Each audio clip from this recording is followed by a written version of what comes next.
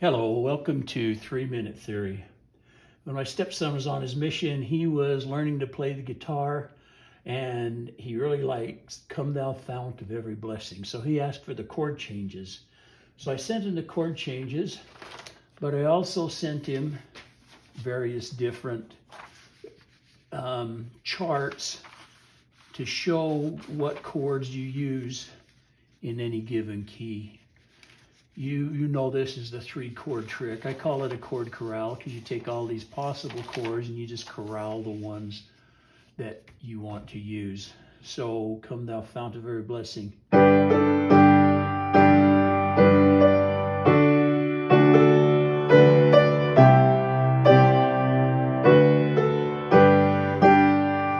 It moves 1, 5, 4, 5, 1. And then in the chorus, I use go to the relative minor.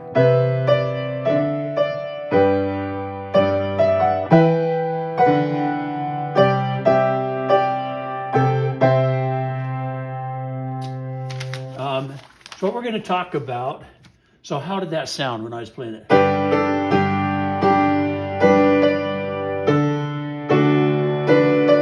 That's okay, you can be honest.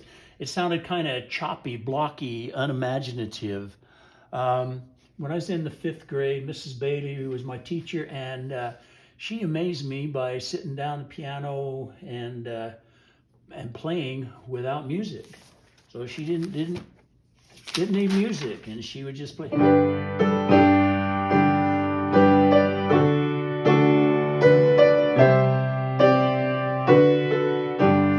I thought that was the coolest thing. I told my mom about it, and she agreed that that was pretty cool, and it was a good talent to have. But it came with a caveat. She told me that, sometimes when people do that, the songs can become, I don't remember how she explained it, but she didn't say they lack musicality. I don't remember she explained it. She's much smarter than I am. But she said sometimes they tended to be plain. You know what I'm talking about. I don't have to explain it. No, so there's that compared to, well, we ought to do it in the same key.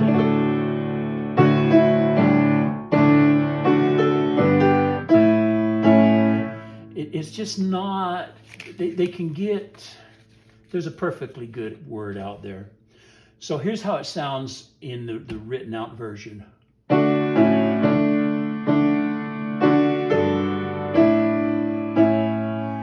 doing a bad job of it. The point is, I'm trying to teach you this 3-chord trick. But I don't want it to sound wooden or formulaic or bad. There's a good word. So let's figure out, are there ways to use this method and not have it sound wooden? Yes, where that comes in is in 2 places we're going to talk about today. First is color chords. So you have the 3 basic chords. We'll go back to G. And then 7, and then the minor chords, right? But on top of those, you have other chords called color chords that, well, we'll explain in more detail later. Just know that this is the way you get away from that. I will think of the word wooden kind of a feeling. The second way is with chord inversion. So here's a C major chord. Very tonic, very bold. But if you invert it, meaning if you start on the 2nd tone of that triad, same chord, different sound, slightly different sound. And that's the other way, color chords and chord inversions. How to keep your music that you play by ear from being unimaginative. And we'll show you how this is done. Here's one version of Come Thou Fount of Every Blessing.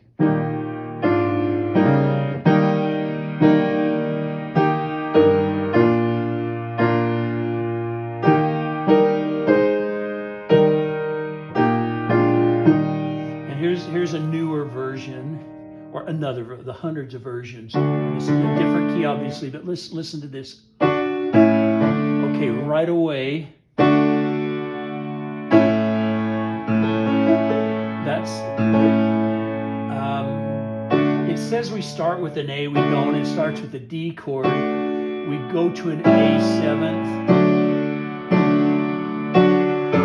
Now, right there is an inversion. So there's a D chord, but instead of playing, we do an inversion of that chord, and then we move into a really nice chord. As we go to A, we don't go right to A, and I'll show you. So this is nice, where you move the bass, and that's typically the problem with playing by ear when you're just using chord structure, is the bass doesn't move. You can make it move like this, but in written music, the bass moves around. It has almost another melody.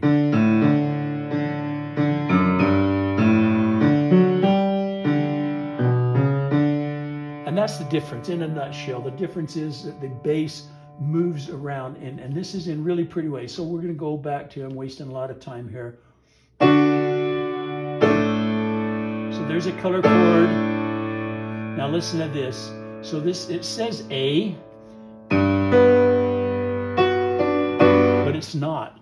It's a color chord, G major 7. Isn't that a pretty chord?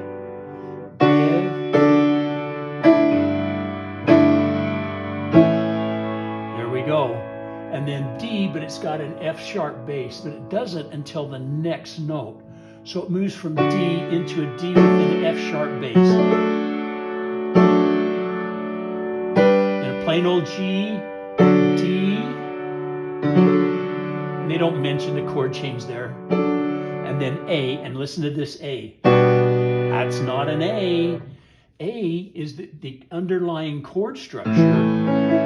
Indeed it is, but the notes they're playing right there as they bridge into that. And there's a better word for that that escapes me at the moment. So this is a G major 7 with a B bass. Isn't that rich?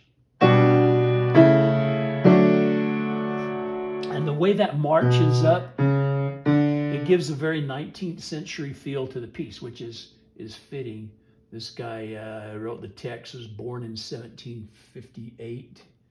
You know, so it sounds like that period of religious revival.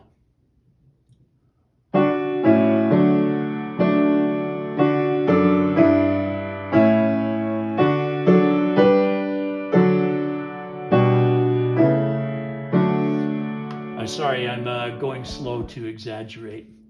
You know that's not true. You know I'm going slow because I'm not a good piano player. Okay, let's go to the chorus. So right away, it says A, but it's a D with an F sharp bass, so an inverted D. And right away you see, well, wait a minute. They didn't use the minor there like I advocate doing. But look up here.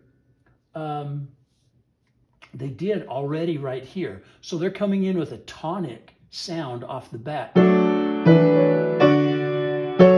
right there, hear that inverted chord? G, but it moves. They don't just stay on G. And again, that 19th century sound. Very gospel sound. Now listen, like you weren't listening already.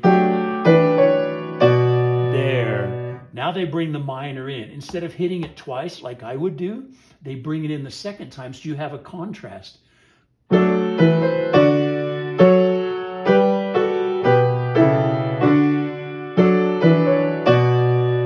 Isn't that more wistful when you've already come in very tonic, and then that just makes it so much more.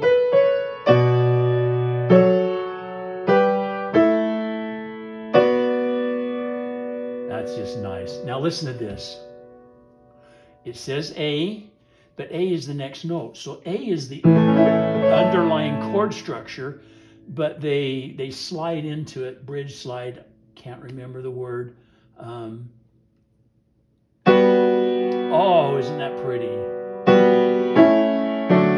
Now that is, again, that is a G major 7th. Makes such a nice transition. It's just pretty. And then again, you come under, F sharp. So again, this is an inverted. You're still on D, but you invert it, which gives it more movement. It makes it more tentative, like it's trying to move it. And one more time, there's an A, but it's got a G bass.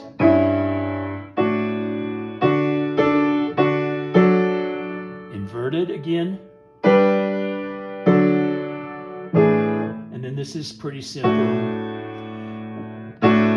We're actually in a D and a D7, and it calls it A. But it's transitioning to D. So, I mean, you don't go from D to D. So you could be, that's pretty boring.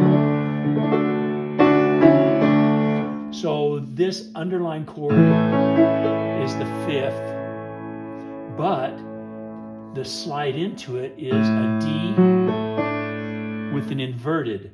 And you see that really quite a bit on 5ths, where you'll invert the 1st and it has these notes in common with the 5th.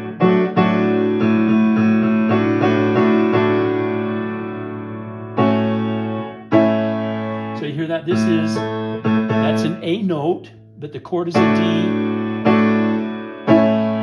So without changing the bass, you change the chord. Okay, I hope that helped. I'm sorry it went long-winded. The idea again is the simplicity of the 3-chord trick, understanding the relationship of the chords, but making it sound pretty. This is a more advanced place to be, just to kind of give you a feel, so that you don't think you're stuck in this.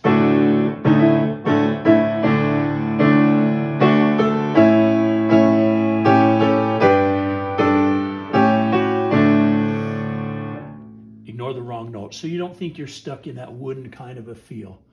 Color chords and inverting chords that are already there.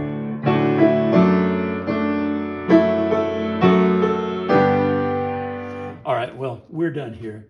Thanks for watching.